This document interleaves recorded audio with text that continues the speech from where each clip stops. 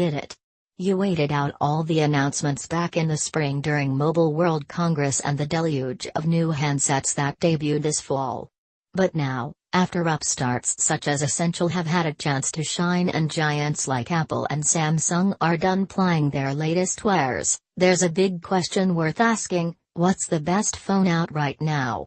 Okay, hold up for a second though, because it's not quite that simple. Smartphones are highly personal devices, so there's no one phone that satisfies what everybody wants. So instead of picking one winner, we've broken down our picks into a handful of categories to better suit your needs.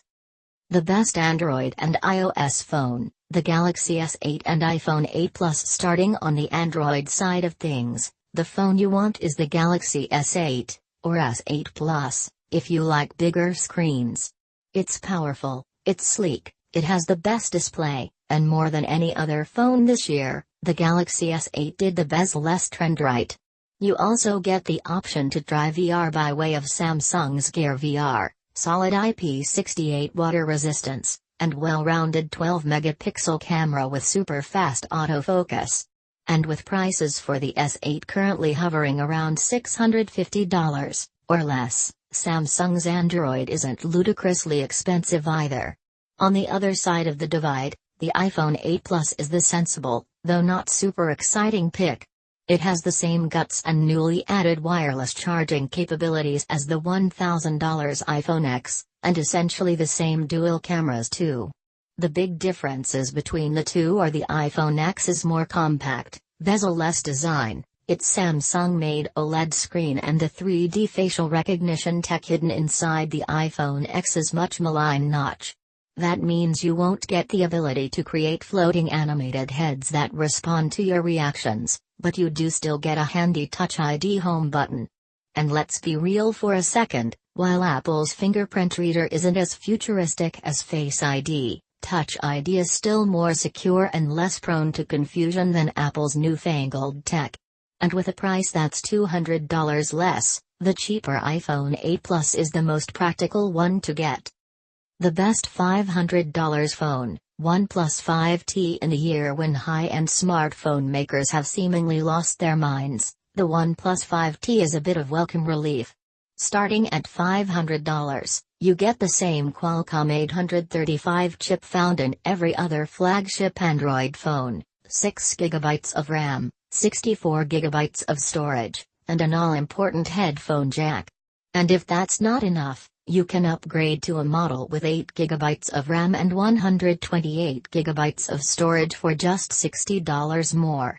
The OP5T also comes with a big 6-inch extra-wide AMOLED display, in a body the same size as the old Opus 5, super-fast facial unlock tech, though it isn't anywhere near as secure as the iPhone X's, and a bonus rear cam specifically tuned to improve your low-light photos. The OnePlus 5T isn't just a solid option for a reasonable price, it might be the best value of any phone released this year. The best budget phone, Moto G5 Plus. While it might seem a bit counterintuitive, the tightest smartphone competition isn't for best flagship phone. It's actually for what's the best handset under $250. Honor, ZTE, and Nokia all make some pretty fine devices that won't blow up your wallet, but the real champ is the Moto G5 Plus. For $230, the Moto G5 Plus runs a practically stock version of Android, sports essential features like a built-in fingerprint reader and microSD card expansion, and most importantly, it works on any carrier. On paper, the recently announced Honor 7X comes close. But since it's limited to GSM networks like AT&T and T-Mobile, the Moto G5 Plus is our pick. Also, if you're an Amazon Prime member trying to save every last penny, the Moto G5 Plus can be had for just $185. The catch is that you will have to put up with seeing Amazon's special offers and ads on the phone's lock screen.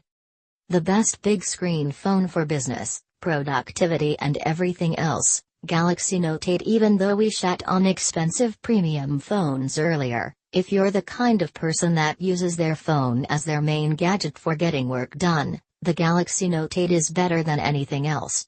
Not only do you have a massive 6.3-inch display offering more screen real estate than pretty much anything else out there, it's also the only handset that comes with an included stylus, which is a huge boon for anyone who likes sketching or taking handwritten notes.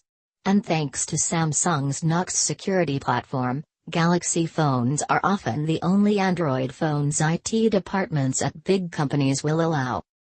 Best camera phone, iPhone X. When it comes to the absolute best photos you can get from a phone, it's really a three-horse race between the Galaxy Note 8, the Pixel 2, and the iPhone X. Both the iPhone X and Galaxy Note 8 sport dual camera setups that offer a true 2x optical zooms and a plethora of fancy depth of field effects.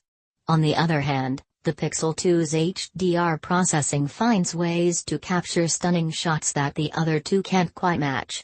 But when it comes to crowning an overall winner, between portrait mode, studio lighting mode, slightly more detailed zoom photos and super strong color accuracy, the iPhone X is it. We still wish Apple would put a manual mode in the iPhone's camera app though.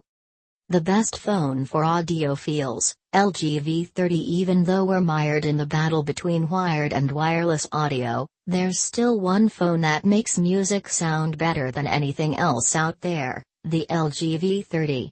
It doesn't matter if you prefer old-school classical ensembles or electro-charged synthwave hits, the LG V30's 32-bit high-fidelity quad DAC has the power to let you hear notes that other handsets can't recreate.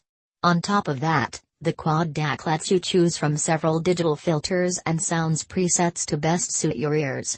But the best part is that since the V30 is one of the few handsets still rocking a headphone jack, you can listen to music on the V30 using the cans you already own, no dongles needed. The one caveat to the V30 is that its bottom-firing mono speaker is just good, not great. So if you're someone who cares about quality onboard speakers, you're better off going with the astoundingly loud Razer phone, or the boom sound speakers on the HTC U11 or U11 Plus. Best battery life, Asus Zenfone 4 Max with a time of 16 hours and 13 minutes, almost a full 5 hours longer than its next closest competitor. The Asus Zenfone 4 Max easily had the best battery life we saw all year. Sadly, almost everything else about the phone is pretty mediocre, even for a $200 budget phone. The next three longest-lasting phones were the OnePlus 5T at $1,122, the Google Pixel 2 XL at $1,117, and the Huawei Mate 10 Pro at $1,113.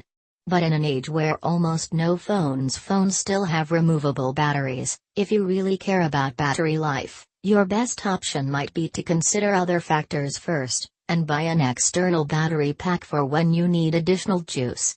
But at least now you know what your options are.